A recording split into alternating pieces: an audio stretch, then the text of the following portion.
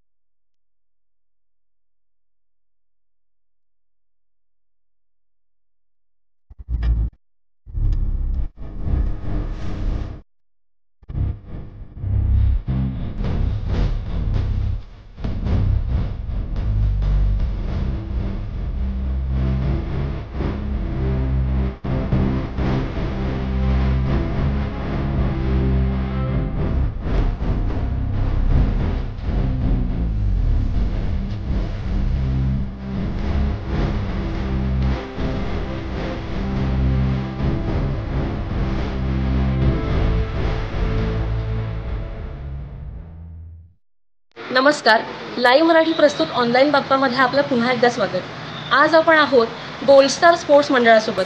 गेली 31 वर्ष हे मंडळ ऐतिहासिक सजीव देखावे साजरे करत आले, पण यावर्षी कोरोनामुळे त्यांचं नेमकं काय नियोजन असणार आहे, विसर्जन मिरवणूक काढणार आहेत का, त्याचं नियोजन कसं केलं त्यांनी हे आपण पाहणार आहोत। मग यावर्षी कोरोनाच्या पार्श्वभूमीवर तुम्ही गणेशोत्सवाचं कसं नियोजन केलंय आणि विसर्जन मिरवणुकीचं किंवा विसर्जनाचं तुम्ही काय नियोजन केलंय?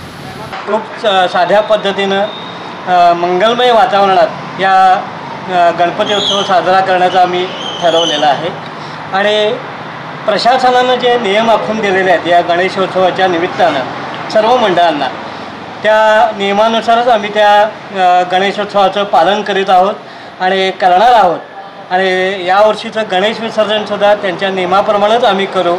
गेल्या 31 वर्षापासून या मंडळाची स्थापना झाल्यापासून हे मंडळ समाज प्रबोधनात्मक सजीव देखावे की जेणेकरून समाजाला त्याचं प्रबोधन मिळेल असे ऐतिहासिक देखावे, सामाजिक देखावे अशा विविध विषयांवरती हे देखावे मंडळ आज अखेर सादर करत आलेलं आहे आणि लोकांच्या पसंतीस उतरलेलं हे एकमेव असं मंडळ आहे की ज्यांनी समाज प्रबोधनात्मक देखावे सादर करण्याचं काम आज अखेर केलेलं आहे। याचे या देखाव्यामध्ये प्रमुख सहभाग म्हणजे आमचे भीमादा असू देत किंवा शिवाईदा असू देत किंवा त्यांचे सर्व सहकारी असू देत, या सर्वांनी हिरिरीने सहभाग घेऊन गेले महिनाभर म्हणजे दरवर्षी गेले गणपतीच्या आधी 1 महिना ते राबत असतात।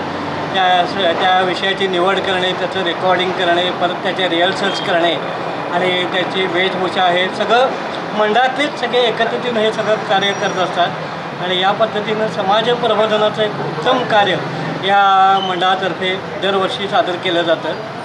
गेल्या वर्षी नैसर्गिक आपत्ती आली होती की महापूर आला होता, त्यामुळं गेल्या वर्षीपासून मंडळानं सजीव देखावा करण्याचं पूर्णपणे नाकारलं होतं, कारण अशा परिस्थितीमध्ये नैसर्गिकरित्या ज्यांना आपत्ती उद्भवली आहे अशा कुटुंबांना या मंडळाकडून काही मदत मिळावी या उद्देशानं मंडळ सतत कार्यरत होतं। यावर्षी तीच परिस्थिती नेमकी निर्माण झाली आहे की करोनाच्या या संकटामुळं अख्खा देश त्यामध्ये बुडून गेला आहे, पण तो टळावा अशी या मंडळानं गणपतीकडं प्रार्थना केलेली आहे। या निमित्तानं या गणेशोत्सवाची यावर्षी इथं प्रतिष्ठापना केलेली आहे आणि यावर्षीचं मुख्य कार्य म्हणजे करोना काळात जे संकटमय कुटुंब आहेत ती त्या संकटातून तरून जावी आणि त्यांचं आयुष्य पुन्हा नव्यानं उभं राहावं हा या मंडळानं उद्देश ठेवलेला आहे.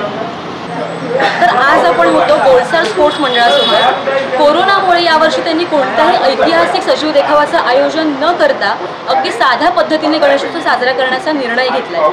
भेटूयात उद्याच्या भागात. तोपर्यंत पाहत राहा लाईव्ह मराठी प्रस्तुत ऑनलाईन बाप्पा.